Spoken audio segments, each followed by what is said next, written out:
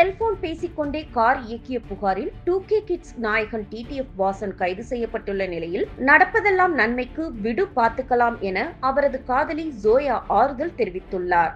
விலை உயர்ந்த பைக்குகளில் சாகசங்கள் செய்து யூடியூபில் பிரபலமானவர் டிடிஎஃப் வாசன். 23 வயதே ஆகும் இவருக்கு தமிழகம் முழுவதும் ஏராளமான ரசிகர்கள் உள்ளனர். அண்மையில் காஞ்சிபுரம் அருகே அதிவேகமாக பைக்கை இயக்கியதால் விபத்திற்குள்ளான டிடிஎஃப் சுமார் 45 நாட்கள் புழல் சிறையில் அடைக்கப்பட்டார்.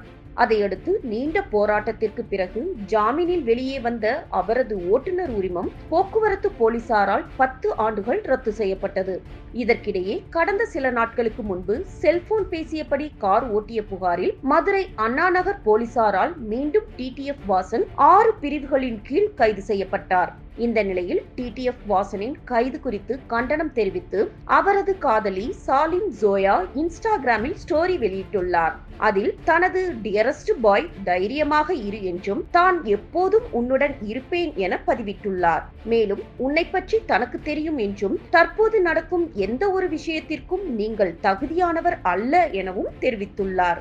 இறுதியில் நடப்பதெல்லாம் நன்மைக்கு விடு பார்த்துக்கலாம் என முடித்துள்ளார். செய்திகளை உள்ளது உள்ளபடி தெரிந்து கொள்ள ரெஃப்ளெக்ட் நியூஸை சப்ஸ்கிரைப் பண்ணுங்க.